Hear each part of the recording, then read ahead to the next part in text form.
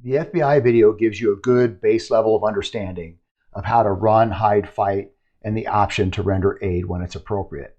We're going to add to that a little bit with a concept we call the tactical twos. Now, this is based on a special operations principle that one is none. And what this means is that if you have an important tool or an important task to do, that you have to have two ways to do it. For example, if I need a certain radio on a mission, I better not just bring one radio. I better have two, so in case the first fails, I have a backup plan. The same thing if I were going to enter a building and do some type of assault on an enemy compound. I'm going to have a primary and alternate breach point and a primary and alternate method of entry. Now we can work this in reverse for you and make sure that you have two of every tool you need available, and that you also have a primary and backup means of accomplishing most of the things you need to do. When it comes to running, obviously, you need to get away from danger quickly. I would say use a little caution if the threat area is unknown. So don't run out in the open and make yourself a victim of attack when you could have taken a little pause in the corner, looked around with minimal exposure, and then decided the direction to run. So if you don't know where the gunfire is coming from, use a little more caution when you're rounding corners or going into an open space, is all that I'm saying. Next, if you're going to run into the police, make sure your hands are up, open, and empty during that encounter. You definitely don't want to look like you have a long gun or a weapon in your hands when you're meeting the police in a surprise situation. Now, as far as the tactical twos are concerned, make sure that you have two escape routes. And typically what I tell people is ignore the primary route or the primary entrance that you came in. Look for something that is unexpected or unusual, and then look for something that is improvised. So unusual is that if you walked into a restaurant through the front door, discount that front door as one of your exit routes. Look around to see a back door that perhaps the employees are using, or a fire exit that not many people will know about. On top of that, look for some type of improvised means to escape.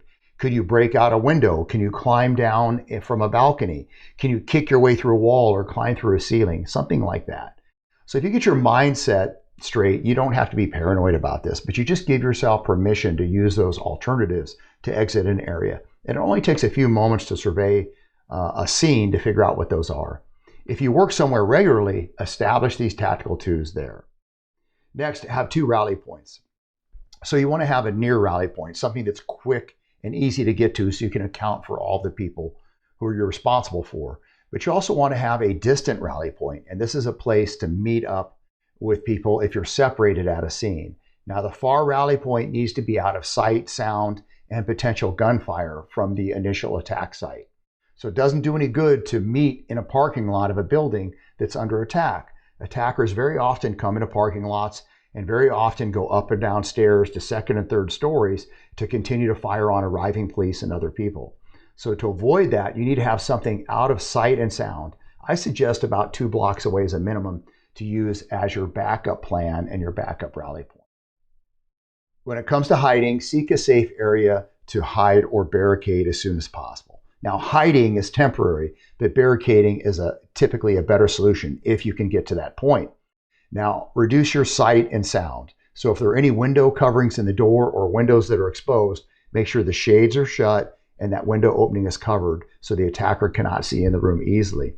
Then reduce the sound of your cell phone by putting it on vibrate, and make sure you turn the lights off to give you an extra layer of security. Now, don't hide and huddle. Keep your head up. Look for ways to improve your position. Gather improvised weapons. Prepare for an attack. Look for escape routes and have those ready if needed. Now, you should also have 2 areas that you know that you can barricade relatively easily. So if I generally work on a floor of the building, I will pick 2 areas that are catty corner from each other and look for locations there.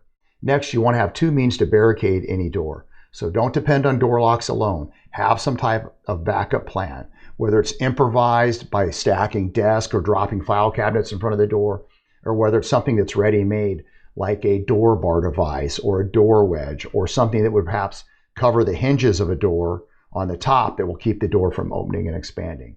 But have 2 means. Don't depend on just a door lock alone. Attackers will sometimes shoot through those door locks. Next, when it comes to fighting, you have to absolutely fight as the best resort. Some people will tell you to fight as the last resort, but in truth, the run, hide, fight model depends on you to take the most appropriate action at the most appropriate time, no matter what that action is, and to be able to switch flexibly between those.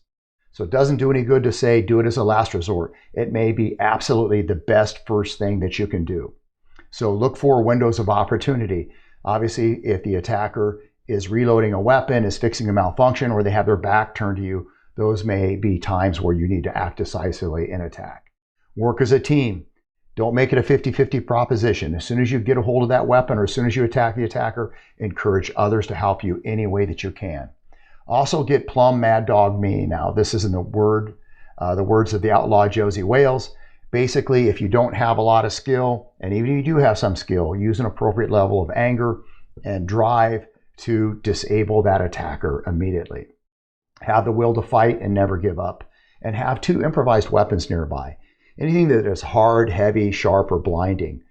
Some common items that can be kept in and around a desk, for example, would be a simple hammer, or one of our favorites, the fire extinguisher, which we will demonstrate in a later video. So look for 2 improvised weapons, things that are handy, things that will not break easily, things that you can use in close confines. When it comes to providing aid, good sound advice is to render aid only when the situation is safe for you to do it. Also, know the location of 2 trauma kits. Now, trauma kits means a kit that is capable of being used to stop serious bleeding. We're looking at things like Kerlix, tourniquets, some type of blood stopping agent. A typical first aid kit will be nearly worthless when you're dealing with severe injuries in these type of attacks. Also, you should know how to treat serious bleeding. Look, this is an adult skill that you should have established very early on, because you may need some medical skill, for example, in a car accident, in a hunting accident, an industrial accident. It could be something as simple as seeing a child accidentally push their hand through a window. And you've got to be able to stop severe bleeding relatively quickly, because it may be too late if you wait for first responders to get there. And it will be difficult for you to live with yourself if you could have kept someone alive and didn't have the simplest of skills to do it.